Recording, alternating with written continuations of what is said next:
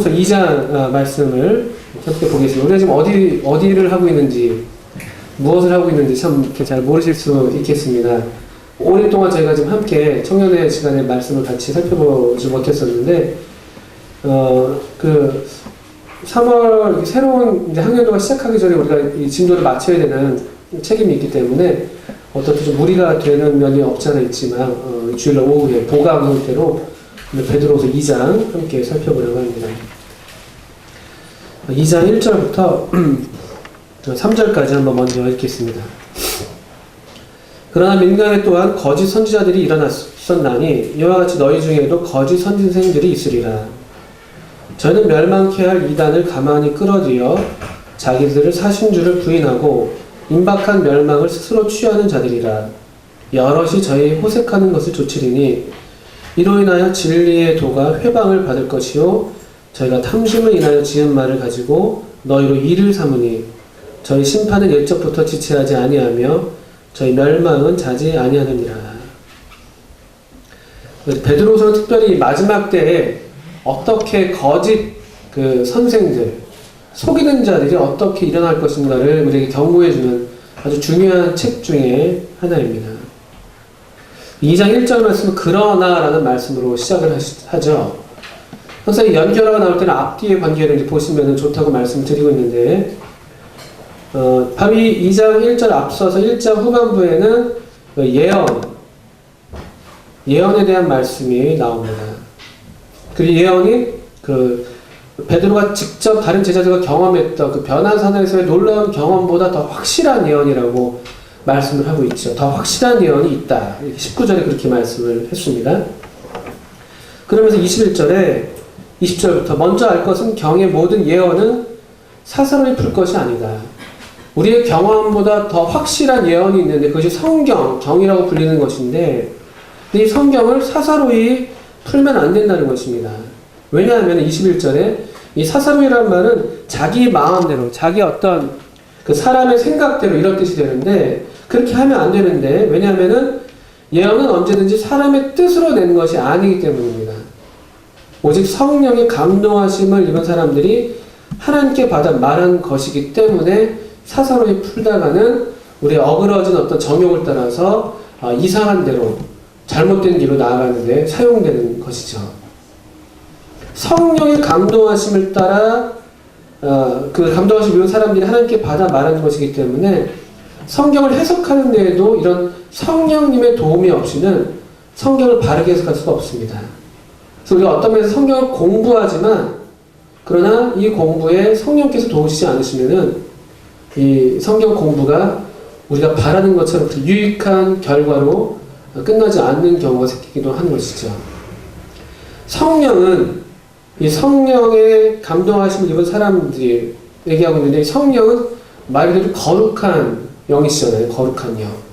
또 진리의 영. 거룩하고 깨끗하고 진실한 어떤 그런 우리의 영혼 상태가 우리가 그런 상태일 때에 이 성령의 주파수라게 마저 떨어진다고 우리가 말씀을 드릴 수가 있어요. 그러니까 성경 공부를 그렇게 거룩하지 않은 동기로 하는 경우도 있을 수 있거든요. 진실하지 않은 마음에 사는 동기도 있을 수 있습니다. 무슨 논쟁에서 이기려고 한다거나, 그리고 남들보다 더 높아지려는 그런 우쭐한 마음을 좀 가져보려고, 우쭐우쭐하려고 한다거나, 그런 것은 사실 성령님의 성령님이 함께 일하실 만한 그런 상태가 아니죠. 근데 그런 면에서 이 성경은, 이 예언은 사사로이 풀 것이 아니다. 사람의 뜻으로 그냥 우리 뜻대로 하는 것이 아니라 성령님의 감동하심을 입은 사람들이 받아 기록되는 것이기 때문에 우리도 성령님의 도우심을 받아야지만 바르게 풀 수 있다, 해석할 수 있다는 것이죠. 그런데 이제 2장에 보시면 그러나입니다. 성경은 그런 책이고 그렇게 해야지만 바르게 해석되는 것인데, 근데 그러나 민간에 또한 거짓 선지자들이 일어났었나니, 옛날에 사람들 가운데 거짓 선지자가 있었던 것처럼 이거는 항상 있었던 것입니다. 이스라엘 출애굽 당시 때부터 항상 이 거짓 선지자들이 있어왔죠. 꿈꾸는 자들이라고 불리는 사람들입니다. 신명기 15장인가요? 16장인가요? 꿈꾸는 사람들이 있죠. 꿈을 꿨다고만 얘기하는 거예요. 근데 그런 사람들을 어떻게 우리가 분별할지를 그 신명기에서 이렇게 교훈을 주고 있었는데, 그런 것처럼 옛날에도 그렇게 사람들 가운데 거짓 선지자들이 일어났던 것처럼 이와 같이 너희 중에도 거짓 선생들이 있으리라. 이 무서운 말씀입니다. 저 자신에게도 무서운 말씀이고, 우리가 언제든지 성령님께 사로잡혀 있지 않으면은, 우리가 언제든지 깨끗한 마음이지 않으면은, 진실한 마음이 아니라면 우리도 얼마든지 이런 유혹을 받을 수가 있고, 또 더욱 두려운 것은 저 자신도 그렇지 말라는 법이 없는 것이죠. 우리의 양심을 깨끗하게 지키지 않는다면은. 너희 중에도 거짓 선생들이 있을 것이다. 너희 중에도. 여기 약간 손을 넣어서 사도행전 20장 말씀을 보시죠. 사도행전 20장. 바울이 에베소 장로들에게 경고한 말씀이 사도행전 20장에 나옵니다. 이 에베소 교회는 바울이 특별한 애정을 갖고 한 3년 정도 이 두란노에 3년이죠. 3년이나 밤낮 쉬지 않고 눈물로 각 사람을 가르치면서 세웠던 교회였습니다. 바울이 굉장히 어떤 마음 깊은데 자리 잡고 있는 그런 교회였는데, 이 교회를 향해서 사도 바울이 이런 경고를 주고 있습니다. 20장 28절. 너희는 자기를 위하여 또는 온 양떼를 위하여 삼가라. 조심해야 될 이유가 있는데, 첫째, 자기를 위해서. 이게 장로들이죠.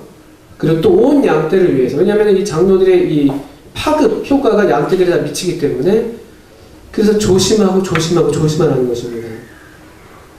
성령이 저들 가운데 너희로 감독자를 삼고 하나님의 자기 피로 사신 교회를 치게 하셨느니라. 그런데 29절입니다. 내가 떠난 후에 흉악한 이리가 너희에게 들어와서 그 양떼를 아끼지 아니하며. 첫 번째 공격입니다. 우리 자신을 위해서 온 양떼를 조심해야 되는데, 왜냐하면 외부로부터의 공격이 있어요. 흉악한 이리로 대표되는 이런 사람들이 우리에게 들어올 수 있습니다. 외부 유입자들이죠. 이 사람들 와가지고 양떼를 아끼지 아니합니다. 일이에요, 일이. 겉모습은 그렇지 않은데 양의 탈을 쓴 모양의 어떤 그런 사람들인 것이죠. 근데 우리를, 영혼들을 아끼지 않아요. 교회를 아끼지 않고 사람들을 아끼지 않는다. 그런 형태로 나타납니다. 다 똑같이 우리랑 똑같은 말을 하는 것 같은데, 똑같은 표현을 하는 것 같은데, 근데 교회를 아끼지 않아. 또 사람들을, 성도들을 귀하게 보지 않아요. 조심해야 되는 사람들인 것이죠. 바깥에서 들어오는 사람들이 이런 경우일 수 있습니다. 더 무서운 것은 30절이죠. 또한 너희 중에서도, 바깥에서가 아니고 우리 가운데서 얘기하는 것이죠. 제자들을 끌어 자기를 좇게 하려고 어그러진 말을 하는 사람들이 일어날 줄을 내가 안다. 너희 중에서도 제자들을 끌어 자기를 좇게 하려고. 이게 아마 모든 사람들이 갖고 있는 유혹 가운데 하나일 것입니다. 특별히 형제님들은 더더군다나 그럴 수 있죠. 자기를 좇게 만드는 그런 유혹이 있을 수 있고요. 그런 유혹에 넘어간 사람들이 여기 거짓 교사로 드러나게 되는 것입니다. 목적이 사랑이 아니에요. 목적이 자기예요, 자기. 자기 사람을 만들고 어떤 자기의 어떤 영향력을 더 넓히려고 하고 이럴 수 있습니다. 그리고 자기의 어떤 가르침 아래에 사람들을 굴복시키려는 그런 경향이 나타날 수 있죠. 그래서 모름지기 하나님의 사람들, 또 특별히 하나님의 교회를 섬기는 사람들에게 있어서 경계에 대한 한 가지 중요한 건 뭐냐면요. 원튼 원치 않든 자기 사람들이 만들어지는 것은 경계할 필요가 있습니다.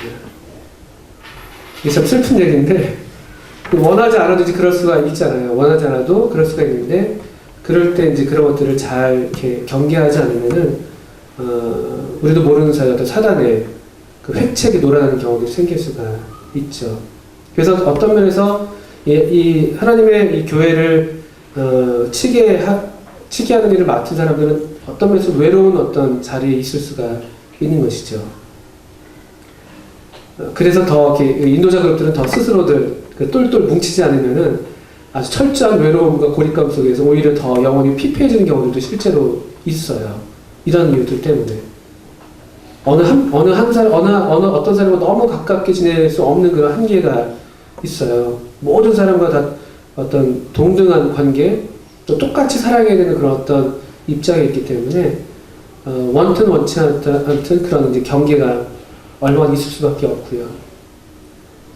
그런 면이 있습니다. 어떻든 간에, 여기 너희 중에서 이런 사람들도 일어난다는 것입니다. 그걸 내가 안다는 거예요. 사도 바울이 미리 예견한 일이에요. 하나님의 교회 가운데 불행히도 이런 일이 있을 수 있다는 거예요. 그래서 두려운 것이고요. 그게 우리 중 누구라도 될 수가 있다는 거예요. 너희 중이라고 그러잖아요. 너희 중에서도. 이 에베소 교회가 어떻게 변했는지 볼까요? 디모데 전서죠. 디모데 전서도 에베소 교회를 배경으로 하고 있는 책이에요. 디모데 전서 1장을 보세요. 바울이 물론 예견하고 있어서 또 그래서 더더군다나 조심하고 조심해라 라고 얘기했지만 슬프게도 이런 일이 발생했습니다. 1장 3절이죠. 내가 마게도냐로 갈 때 너를 권하여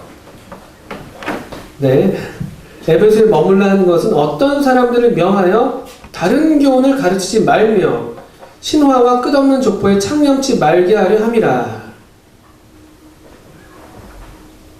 디모데를 에베소에 머물게 했습니다. 마게도냐로 가면서 디모데 보고 디모데 너는 좀 여기 좀 남아 있어야 되겠다 이렇게 부탁을 한 거예요. 같이 가면 참 좋지만 왜냐? 여기 어떤 사람들이 있었던 거예요. 그리고 보니까 어떤 사람들은요 다른 교훈을 가르치지 말며 가르치고 있는 사람들이었어요. 가르치는 사람들 가운데 자기를 좋게 하려고 어그러진 말하는 사람이 일어날 줄을 내가 안다라고 했는데 정말 불행히도 한 10년 정도 지난 이후에 그런 일이 발생하고 있는 것을 바울이 목도하고 있었던 것입니다. 다행히 디모데가 있었기 때문에 디모데를 남겨줬어요. 이 다른 교훈은 신화와 끝없는 족보. 신화와 끝없는 족보. 당시 어떤 그리스 반도에 유행하고 있었던 그런 헬라 문화의 영향을 받아서 그런 신화들을 얘기하고 있었는지도 모르겠고요. 또는 여러 가문들, 그런 이야기들을 했었을지도 모르겠고요. 그런 걸 얘기를 하는 거예요, 주로. 왜 이렇게 하냐? 이 사람들의 목적은 이렇습니다. 6절인데 먼저 보시면 사람들이 이에서 벗어나 헛된 말에 빠져 율법의 선생이 되려 하나 자기의 말하는 것이나 자기의 확증하는 것도 깨닫지 못하는도다. 선생이 되려 하는 거예요. 선생이. 주님도 이 땅에서 경계하셨던 일이었죠. 너희는 랍비라 칭함받기를 바라지 말아라. 너희 선생은 한 분이시다. 선생 되기를 바라는 그런 어떤 욕망, 또 지적인 명예를 쫓는 그런 욕망, 거기에 그 마음이 지켜지지 않아서 넘어간 것입니다. 그래서 남들이 알지 못하는 말들을 하는 거예요. 신화와 끝없는 족보들, 망령되고 허탄한 신화라 불리는 것들, 자기도 알지 못하는 말을 하고요. 또 그러니까 남들도 알지 못하는 말을 하는데 사실 그 말을 자기도 알지 못하는 거예요. 자기가 무슨 말을 하는지 깨닫지 못한다라고 얘기하고 있죠. 왜 이런 일이 생기냐면요. 이 5절 보시면은 경계의 목적은 청결한 마음과 선한 양심과 거짓이 없는 믿음으로 나는 사랑이거늘 사람들이 이에서 벗어나. 경계의 목적은 사랑입니다. 사랑에서 벗어나면은 이런 일이 생기는 겁니다. 특별히 가르치는 우리 자리에 있는 우리 형제님들 같은 경우에 지금부터 계속 명심해야 될 말씀인 것이죠. 사랑이 아니면, 목적이 사랑이 아니면요, 우리 여기서 벗어나게 되는 거예요. 청결한 마음에서 나는 사랑, 선한 양심, 거짓이 없는 믿음에서 나는 그 사랑. 이게 얼마나 어려운 일인지 모르는 것이죠. 가르치는 사람들은. 이 마음 상태를 유지하는 것이 설교 준비에 가장 어려운 일인 것이죠. 얼마든지 말할 수 있죠. 얼마든지 성경을 공부해서 말할 수 있는 건 어려운 일이 아니잖아요. 얼마나 우리가 지적 능력만 있다면 할 수 있는 일인데, 그런데 이런 마음 상태, 청결한 마음, 선한 양심, 거짓이 없는 믿음. 거기서 나는 사랑을 따른 가르침. 그걸 위해서 이 소위 말씀을 가르친 사람들은 기도하고 있는 것이고 외롭게 싸우고 있는 것이고 그런 것입니다. 그래서 이런 것들을 위해서 우리 청년 형제 자매님들이 지금부터 계속 기도해 주실 필요가 있는 거예요. 우리는 어떤 형제님들이 계속 이 말씀의 종들로 불려서 귀한 일들을 감당할 텐데, 근데 이런 사랑에서 벗어나지 않도록 그 마음 상태가 청결한 마음이 되도록 양심이 선하도록 믿음이 어떤 과장이 없고 거품이 없이 그런 믿음에서 나는 사랑을 따라서 교훈이 가르침 계속 있도록 함께 기도할 필요가 있는 것이죠. 여기서 벗어나서 거짓 교사들이 생겨나는 것입니다. 베드로후서 2장에 같은 경우라고 말씀을 드릴 수가 있는 것이죠. 너희 중에서 이런 일들이 생긴 것이죠. 베드로후서 2장으로 돌아오겠습니다. 이와 같이 너희 중에도 거짓 선생들이 있으리라. 그럼 이 사람들 어떤 사람들이냐? 저희는 멸망케 할 이단을 가만히 끌어들여. 이단이라는 표현, 여기 단어를 이단이라고 생각했는데, 오늘날 우리가 쉽게 분별할 수 있는 그런 이단들 있죠.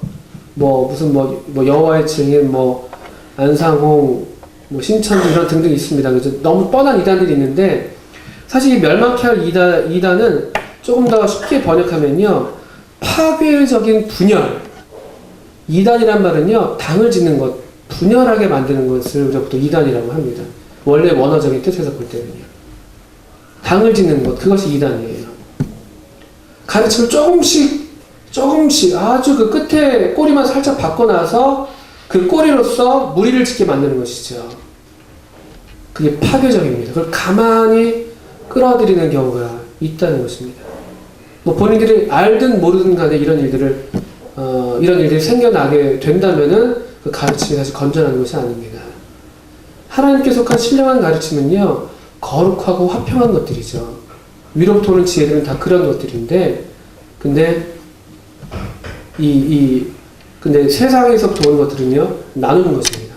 큰 차이가 있어요. 어떻게 하나님의 가르침, 어떻게 참된 교사와 거짓 교사를 구분하냐? 그 가르침의 결과로 교회가 더욱더 온전하게 하나가 되고 연합하고 서로 사랑하는 마음들이 생겨나고 주님을 더 사랑하는 마음들을 불러일으킨다면 그것은 좋은 가르침, 하나님께 속한 위로부터 오는 그런 가르침이라고 볼 수가 있는 것인데, 그런데 아무리 듣기에 좋은 말이라 할지라도 아무리 말을 그럴듯해도 그 결과로 사람들이 나뉜다, 교회가 나뉜다, 어떤 진리의 문제에서 그런 게 아니라 그런다면 그것은 좋은 가르침이 아니에요. 죄송한 얘기지만 그것은 아무리 말이 옳다고 해도 하나님께로부터 온 가르침이 아니라는 것이죠. 이런 것들이 기준이에요. 뭐가 바른 교훈이고 뭐가 다른 교훈이냐, 이런 것들이 기준입니다. 하나님은 우리를 하나 되도록 우리를 부르셨기 때문에 또 우리를 한 몸으로 부르신 이유가 평강을 위해서 우리가 한 몸으로 부름을 받은 것이기 때문에 우리 가운데 이런 어떤 하나됨과 평강을 깨치는 일들이 있을 때 그런 것들을 분별을 하시면 되는 것이에요. 말들은 다 똑같거든요. 다 똑같은 용어들을 사용합니다. 똑같은 표정을 짓기도 하고요. 그래서 고린도서 11장에서 사단이 광명의 천사로 가장하는 거예요. 이런 거 하나도 이상한 일이 아니에요. 그러니까 뭘로 분별하냐는 것이죠. 뭘로 구별하냐라고 할 때 그런 것들을 참고해 주시려면 야고보서를 한번 봐보세요. 야고보서 3장이죠. 아주 좋은 이 분별 기준입니다. 3장 15절. 3장 15절. 이러한 지혜는 위로부터 내려오는 것이 아니요 세상적이요 정욕적이요 마귀적이니 시기와 다툼이 있는 곳에는 요란과 모든 악한 일이 있음이니라. 시기 다툼. 그런 어떤 결과 또 그런 동기 또 결과적으로 그렇게 나타난다고 할 때는 그런 것들은 세상적이고 마귀적인 것입니다. 그런데 반면에 17절이죠. 오직 위로부터 난 지혜는 첫째 성결하고 다음 화평하고 관용, 양순, 긍휼, 선한 열매 가득, 편벽, 어떤 치우치는 것 없이 또 거짓 없이 이런 것들이 위로부터 난 지혜들이에요. 이런 것들로 우리가 판단하는 거예요. 열매를 보고 그 나무를 아는 것입니다. 열매를 보고 그 나무를 아는 것. 갈라디아서 5장에서도 우리가 그 육체의 일과 성령의 열매가 현저하게 대조되는 것을 우리가 볼 수가 있잖아요. 네, 그런 것들로 경계를 삼으셔야 되는데 왜 이런 말씀을 드리냐? 여기 얘기에 나온 것처럼요. 이런 일들이 있기 때문에 그렇습니다. 안팎으로 우리가 이런 어떤 거짓 가르침의 공격을 받고 있거든요. 그러니까 우리 자신을 지켜서 어떤 이 선한 양심을 유지하지 않는다면은 우리도 얼마든지 우리 육신의 지배를 받게 될 때 우리 사랑이 아니라 자기 자신을 부풀리라는 그런 어떤 거짓된 잘못된 그런 욕망에 사로잡히게 될 수가 있다는 것이죠. 조심하셔야 됩니다. 저도 그렇고요. 제가 그렇고요. 조심할 필요가 있습니다. 또 바깥에서 들어오는 가르침들에 대해서도 이런 식으로 우리가 분별을 할 수가 있다는 것이죠. 계속 같은 맥락에서 요한 편님의 요한 1서도 한번 보시면요. 요한 1서 4장이죠. 요한 1서 4장. 요한 1서 4장은 좀 교리적인 면에서 어떻게 또 우리가 분별할 것이냐 이런 것들을 우리한테 얘기해주고 있는데 4장 1절 사랑하는 자들아 영을 다 믿지 말고 오직 영들이 하나님께 속하였나 시험하라. 많은 거짓 선지자가 세상에 나왔음이니라. 하나님의 영은 이것으로 알지니 곧 예수 그리스도께서 육체로 오신 것을 시인하는 영마다 하나님께 속한 것이요 예수를 시인하지 아니하는 영마다 하나님께 속한 것이 아니니 이것이 곧 적그리스도의 영이니라. 이건 이제 교리적인 면에서 거짓 선지자들의 가르침을 분별하는데 우리 주님에 대한 교리, 진리에 있어서 어그러진 말들을 하는 경우들 그것도 유심히 보셔야 되는 것이죠. 그래서 우리 여호와의 증인 같은 경우는 우리가 이단으로 우리가 거부하는 이유는 바로 여기에 있는 것이죠. 그리스도의 신성을 부인하기 때문에 그렇습니다. 예수님을 그리스도라고 인정하지 않는 것이죠. 교리적인 면에서도 이런 바른 진리 위에 굳게 설 필요가 있고요. 또 이런 거짓 가르침의 열매들로서도 우리가 분별하는 것도 좋은 방법이 되겠습니다. 여러분들 그런 경험이 있으신지 모르겠어요. 저는 실제로 그 중국에서 이제 그런 경우를 당했었거든요. 선교사였어요, 선교사. 왔는데 가는 곳마다 특별한 가르침을 가르친다고 해서 가르치고 나면 교회가 나눠져요. 그건 아니에요. 거짓 교사죠, 거짓 교사. 얼마나 제가 속이 상하고 마음이 아팠는지 지금도 그 영향을 그대로 지금 고스란히 중국의 몇몇 교회들은 갖고 있거든요. 나뉘게 되는 거. 그래서 요한서신서에서 요한일서의 배경도 바로 그런 배경이거든요. 영지주의라는 아주 고급스러운 남들은 이런 거 몰라. 남들이 이런 거 몰라하는 그런 가르침을 어떤 사람들이 와서 가르쳤던 거예요. 자꾸 나누는 거죠. 교회 안에 엘리트 그룹이 생겨납니다. 특별한 영적인 경험을 한 사람들이 생겨납니다. 특별한 영적 지식을 소유했다는 사람들이 생겨나고 자연스럽게 그렇지 않은 사람들과 나눠지게 되는 거예요. 그 열매가 어떤 그 사랑과 겸손과 온유와 화평과 절제 이런 것들이 아니라 자기를 자랑하는 쪽으로, 교만하는 쪽으로, 정죄하는 쪽으로, 비판하는 쪽으로 가게 될 때 우리가 이제 그런 것들을 보고 알게 되는 것이죠. 더 분명히 알게 되는 것이죠. 베드로서 2장에서도 이 사람들은 그런 마음이 있었습니다. 해볼까요? 2장 3절 저희가 탐심을 인하여 지은 말씀을 그대로 가르치지 않습니다. 말씀은 그냥 말씀으로 그냥 전해지면 제일 힘이 있는 것이죠. 하나님 말씀에는 막 특별한 어떤 물론 이제 얼마나 해석이 필요합니다만 어떤 특별한 논리를 만든다거나 특별하게 막 또 이론을 만들 필요가 없죠. 말씀이 말씀으로 제시되면 좋습니다. 그런데 이 사람들은 탐심을 인해서 말을 지어요. 말을 지어냅니다. 성경을 갖고 말을 만들어내는 것이죠. 그래서 분별이 어려울 수 있죠. 성경을 갖고 말을 만들어내니까. 성경에서 그냥 분명한 말씀들이 우리가 더 창념하고 이 성경 말씀을 읽는 것과 권하는 것과 가르치는 일에 우리가 창념하게 될 때 그런 별 문제가 없는데 되게 말씀을 충분하게 읽지 않고 또 말씀을 우리 충분하게 확신하지 않기 때문에 말씀을 갖고 만들어내는 어떤 이론들, 논리들에 우리가 요동하기가 쉽습니다. 그 대표적인 예로 이제 워치마니 같은 분이 그런 분이에요. 훌륭한 분입니다. 훌륭한 성경 교사였어요. 근데 워낙에 논리적인 분석력이 뛰어난 분이에요. 훌륭한 분이신데 성경을 읽다가 성경에서 더 지나쳐 나아가서 논리들을 만들어 냈어요. 말들 들으면 정말 맞는 것 같죠. 앞뒤가 탁탁 맞아 떨어지니까. 근데 성경에서는 그렇게 말하지 않는 것들을 너무 지나치게 많이 얘기해서 오히려 더 본인은 그런 의도가 없었습니다만 더 해가 되면 해가 됐지 그렇게 유익이 되지 못한 경우도 역사적으로 알고 있는 경우이죠. 너무 말을 지으려고 하지 않으셔도 됩니다. 성경을 읽는 그대로 성경에서 분명히 가르치는 것은 그냥 그것 그대로 우리가 확신하고 믿고 순종하면은 족한 것이죠. 그런데 왜 이렇게 말을 짓냐는 거예요. 이유는 탐심. 말을 지어내는 이유, 욕심. 탐심.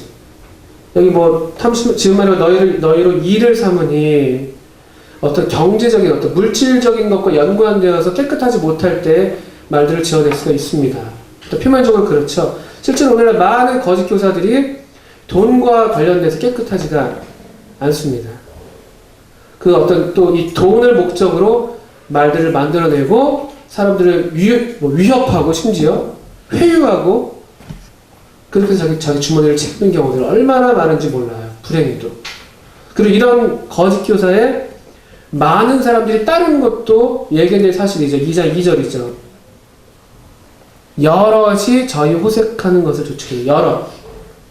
많은 사람들이에요. 많은 사람들.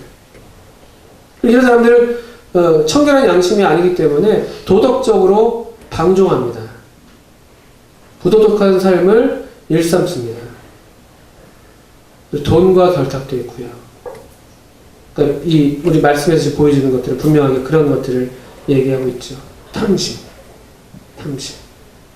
별로 이것이 사랑이 아니잖아요. 탐심은 자기 배를 채우는 거거든요. 그것이 뭐 물질적으로 그렇든 간에 명예적으로 그렇든 간에 사람마다 그런 자기를 생각하는 그런 경우도 좀 다를 수 있겠습니다만 사랑이 아닌 거예요.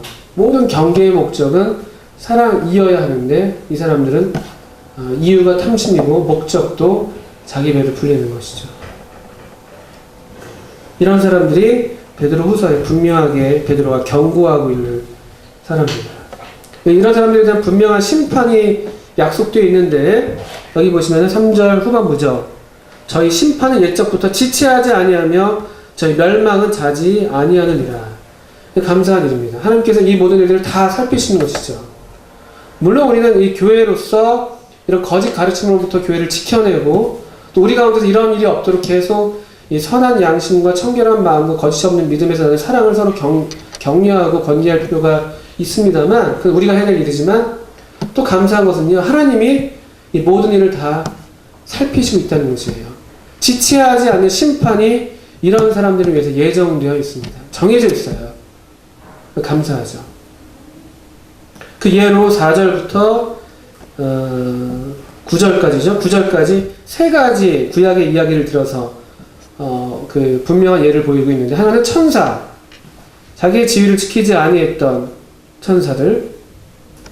4절이죠. 하나님이 범죄한 천사들을 용서치 아니하시고 지옥에 던져 어두운 구덩이에 두어. 이거 명시적으로 구약성경에 이런 이야기가 나와 있지는 않지만 이런 성경이 이 베드로후서와 유다서에 기록된 걸 볼 때는 이런 일이 이 영계에서 분명히 있었다고 우리가 분별하게 되는 것이죠. 하나님께 반역한 천사들을 가리킨다고 보이기도 하고요. 또 어떤 분들은 창세기 6장에 하나님의 아들들이라는 그 표현에서 아주 천사들이 아니겠냐 이렇게 분별하는 분도 있습니다. 어떻든 이 천사들을 용서치 아니하셨습니다. 분명한 심판을 베푸셨고요. 또 이 심판이 아주 끝나지 않았고요. 다가올 심판을 위해서 지금 가둬두고 있다고 말씀을 하고 있죠. 5절부터 보시게 되면 노아와 그 홍수 심판, 이 불의한 세상에 대해서 하나님께서 심판을 미루지 않으셨습니다. 분명히 이 인간들은 뿌린 대로 거두게 되는 것이죠. 이 두려운 하나의 자연 법칙이고 동시에 하나님의 법칙인데 이런 일에서 예외가 없습니다. 이 거짓 교사들도 그대로 이 하나님의 심판을 불의한 세상이 노아실 때 이 불의한 세상이 홍수로 심판받았던 것처럼 이 거짓 교사들도 심판을 받는다는 것입니다. 감사해요. 저는 그래서. 일부러 우리가 다 일 쫓아다니면서 싸울 필요가 어떤 면에서 없는 것이죠. 우리는 계속 깨끗한 양심을 유지하면서 바른 교훈에 우리 굳게 서면 되는 것이지, 굳이 막 애써서 찾아다니면서 그렇게 우리가 다 하지 않아도 된다는 것이죠. 하나님께 맡겨드릴 수 있습니다. 그리고 소돔과 고모라도 역시 멸망을 시키셨습니다. 분명한 심판이죠. 하나님께서 그냥 넘어가지 않는다는 우리 하나님의 백성들에게 큰 위로가 되는 사실이에요.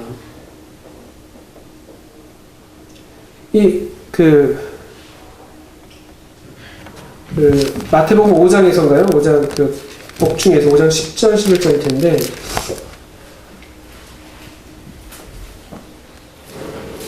5장 6절을 먼저 보시면은, 의에 줄이고 목마른 자는 복이 있나니 저희가 배부를 것이요. 의에 줄이고 목마른 자는 복이 있다. 저는 이런 의가, 하나님의 정의가 실현될 날을 고대하고 있습니다. 이 세상의 모든 악들이 교묘하게 우리가 미처 다 분별해내지 못하는 모든 악들이 있는데, 그것들이 다 심판받을 그날을 저는 기다리고 있어요. 제가 이만큼 줄이고 목마르진 않았습니다만, 그러나 모든 이 하나님의 자녀들은 다 이와 같은 하나님의 정의된 심판의 날을 오히려 기다리고 있는 것이죠. 이 불의한 세상에 심판을 받아야 하는 것입니다. 그래야지만 하나님의 의가 서는 것이죠. 그 날이 있습니다. 우리한테는 또 하나의 소망이 되는 것이죠. 이스라엘 백성들에게 이 약속의 포로로부터 회복이 되는 그 날들은요, 참 소망의 날들이에요. 왜냐하면 우리들은 이스라엘 백성은 회복을 받지만 이스라엘을 괴롭혔던 이방 민족들이 심판을 받는 때거든요. 그래서 구약의 주의 날은 항상 회복과 심판이 같이 있는 것입니다. 그게 여전히 우리 모두에게 기쁨이 되는 날이고 노래가 되어지는 그런 날인 것이죠. 요한계시록 19장에서 노래를 해요. 찬송을 해요. 심판의 날을 보면서 노래합니다. 그건 무슨 우리가 악독한 마음, 악의를 품고서 저는 쌤통이다 이런 마음이 아니라 하나님의 의가 마침내 승리하는 것을 보는 것이죠. 이 불의한 세상이 심판받는 것을 보고 의로운 세상이 의를 위해서 핍박받은 그 사람들이 기뻐할 수가 있는 것입니다. 그건 하나님의 나라에서 하나도 이상한 것이 아니에요. 반역한 이 세상이 심판받는 것은 마땅한 것이죠. 그래서 이 심판이 우리를 위해서도 예비되어 있고 저들을 대해서도 예비가 되어 있습니다. 하나님의 정해주신 그런 공의인 것이죠. 그래서 베드로서 2장의 몇 절입니까? 2장 9절. 이 말씀은 얼마나 확실한 말씀이고 우리한테 위로가 되는 말씀이나요? 베드로서 2장 9절. 주께서 경건한 자는 시험에서 건지시고 불의한 자는 형벌 아래 두어 심판날까지 지키시며 육체를 따라 더러운 정욕 가운데서 행하며 주관하는 일을 멸시하는 자들에게 특별히 형벌하실 줄을 아시느니라. 주님이 아십니다. 어떻게 심판할 줄을 아세요. 그리고 어떻게 경건한 자들을 구원하실 줄 아십니다. 이게 이 베드로 후서를 받아드는 이 성도들에게 위로가 되는 말씀이었습니다.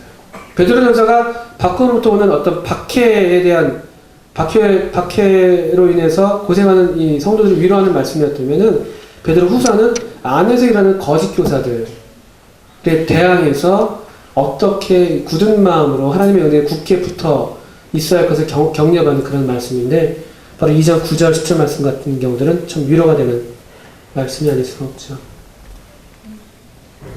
주께서 경건한 자는 시험에서 건지십니다.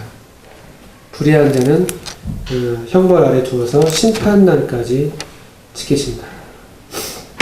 그럼 문제는 이것이죠. 우리가 이런 거짓 선생이 횡행하는 이때 우리가 어떻게 우리 자신을 지켜야 하는가.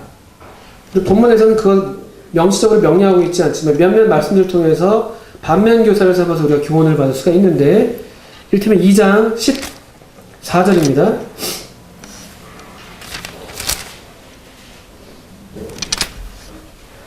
어떤 사람들을 이 거짓 교사들이 유혹하냐.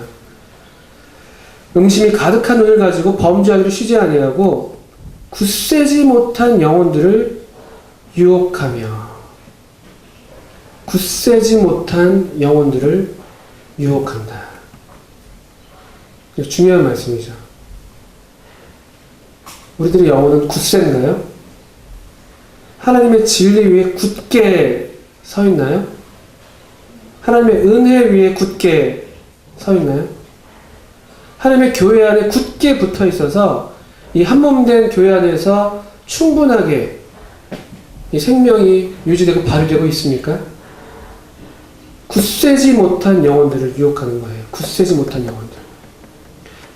여기 참고로 에베소서 4장 말씀 우리 함께 보겠습니다. 에베소서 4장. 자꾸 여기 왔다 갔다 하는데 좀 보겠습니다. 에베소서 4장 14절.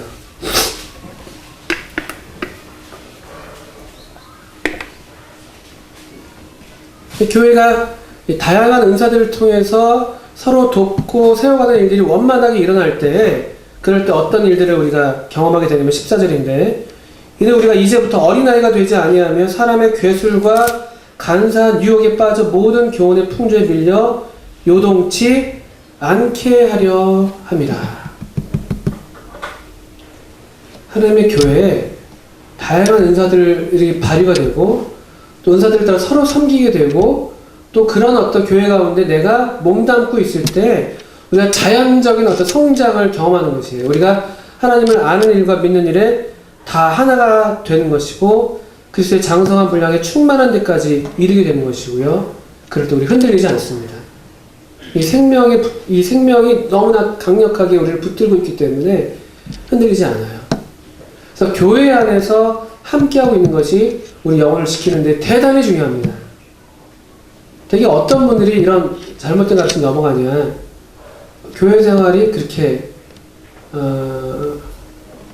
정상적이지 못한 분들, 우리 이런 분들 특별히 더 살필 필요가 있습니다. 슬프게도 그런 사단이 딱 알거든요. 누가 약한지. 아말렉 족속이 이스라엘 백성이 광야로 나올 때 선두에 있는 사람들을 공격하지 않았어요. 뒤에 처져 있는 사람들, 누가 약한지 알고 피곤한 사람들을 공격하는 것이죠. 우리가 얼마나 피차 서로 돌아봐야 하는지 몰라요. 우리가 근데 누가 좀 뜸하다, 청년이 좀 안 나오는 것 같다, 그럴 때 잘 살펴주셔야 되는 거예요. 서로 그런 것들을 해주셔야 됩니다. 또 위험한 상태에 있을 수가 있는 거예요. 양 우리를 떠나가지고 혼자서 방어하고 있는 거거든요. 어떻게 무슨 일을 당할지 모르는 것이죠. 목자의 목소리를 가정해서 누가 끌고 가는 경우가 있을 수 있습니다. 가보니까 도살장인 경우가 있는 것이고요. 푸른 초장을 약속하지만 가봤더니만 푸른 초장은커녕 자기 양털 다 바쳐서 목자를 따뜻하게 하고 자기 살 다 내줘서 목자를 배불리게 하는 그런 경우에 만날 수도 있는 것입니다. 또 데살로니가 전서 5장 말씀 한번 볼까요? 데살로니가 전서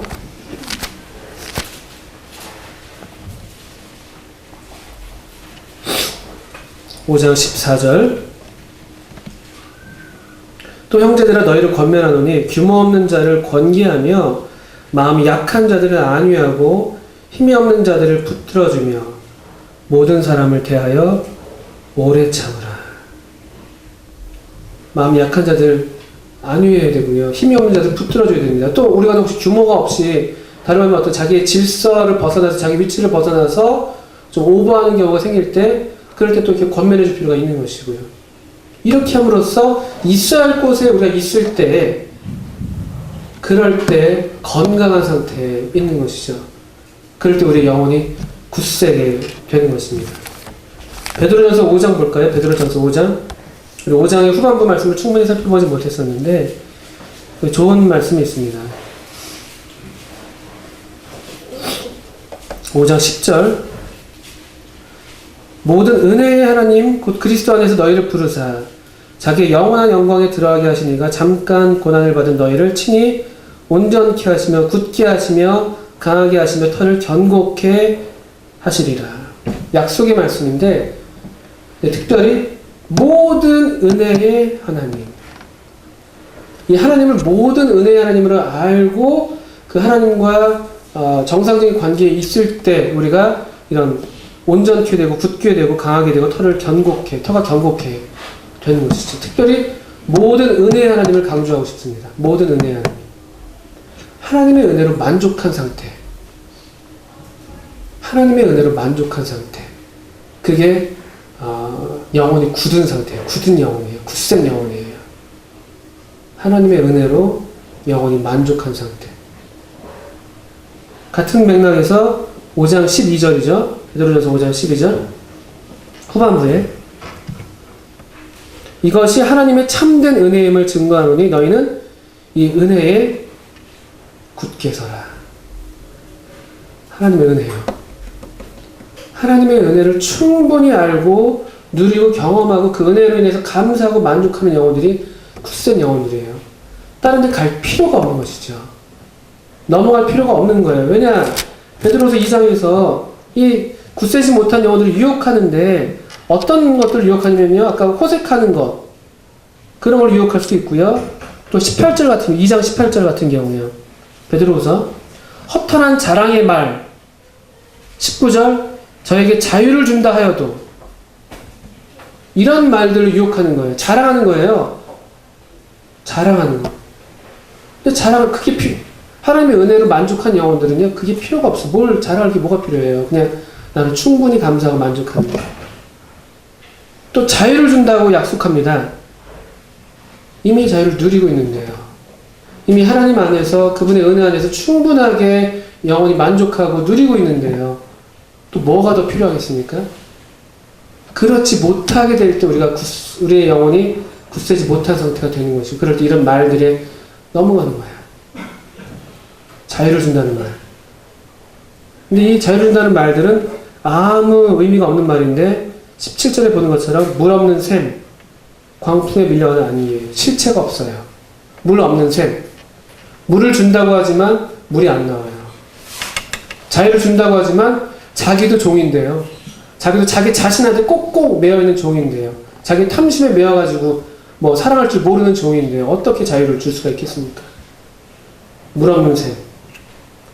또 광풍에 밀려가는 안개. 실체가 없어요. 실체가. 말은 있는데 자유라는 말이 있고 좋은 말들이 다 있는데 그런데 실체가 없는 경우일 수 있습니다. 근데 넘어간다는 거예요. 왜냐? 우리 영혼이 굳세지 못할 때. 우리 영혼이 하나님의 은혜에 굳게 서 있지 않기 때문에 얼마든지 넘어갈 수 있다는 것입니다. 조심하셔야 되는 거예요. 우리가 피차 우리가 하나님의 은혜에 굳게 서 있는지 서로 살펴주셔야 되고 서로 은혜를 끼쳐야 되는 것이고 돌아봐야 되는 것이죠. 마지막으로 히브리서 말씀을 보겠습니다. 히브리서 13장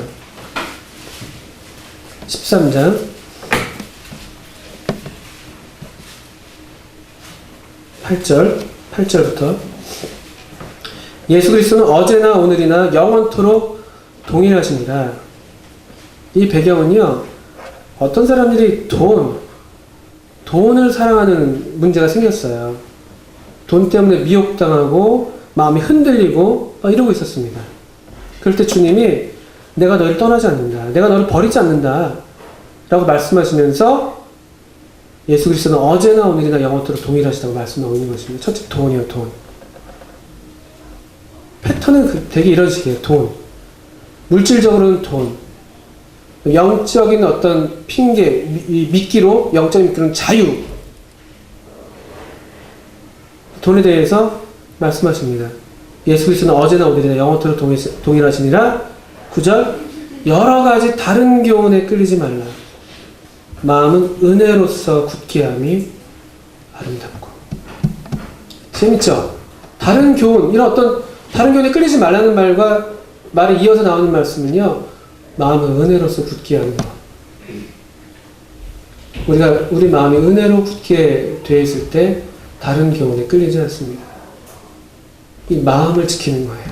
청결한 마음, 선한 양심, 거짓 없는 믿음. 그때 우리가 흔들리지 않습니다. 계속 사단은 거짓 선생의 모양으로 또 무슨 또 여러 다양한 모양으로 우리를 공격하고 흔들려고 하는데 하나님의 종들도 그렇게 흔들리는 것이고요. 돈 때문에 넘어가는 사람들이 얼마나 많습니까? 정욕 때문에 넘어가는 사람들이 얼마나 많습니까? 자기를 좋게 하는 그 명예의 욕 때문에 넘어가는 사람이 얼마나 많아요. 그런데 은혜로 마음을 굳게 하는 것. 주님, 저는 충분합니다. 저는 주님만으로 충분합니다. 주님이 저를 부르신 것만으로 충분합니다. 사람들이 설령 따르지 않는다 할지라도, 외면한다 할지라도 주님, 저는 제가 주님을 성실하게 따르는 것으로 충분합니다. 주님이 저를 떠나시지 않는 것으로 충분합니다. 그런 은혜, 그런 은혜로 우리 자신을 굳게 하는 것, 우리 모두에게 필요한 은혜입니다. 저는 이런 은혜를 저 자신을 위해서 구하고 싶어요. 우리 모두에게, 우리 모두가 이런 은혜를 구하시고 얻으셔서 이 정말 혼란한 이때에 뭐가 정말 하나님께로 온 것인지 구분이 잘 안 가는 이때에 우리 마음이 은혜로서 굳게 되어서 흔들리지 아니하는, 더욱 이 진리의 말씀에 굳게 서서 주님이 곧 다시 오시는 그때, 주님이 부르셨을 때 우리가 온전한 모양으로 네, 여기 있습니다 라고 나갈 수 있으면 좋겠습니다. 이렇게 기도하고 마치겠습니다.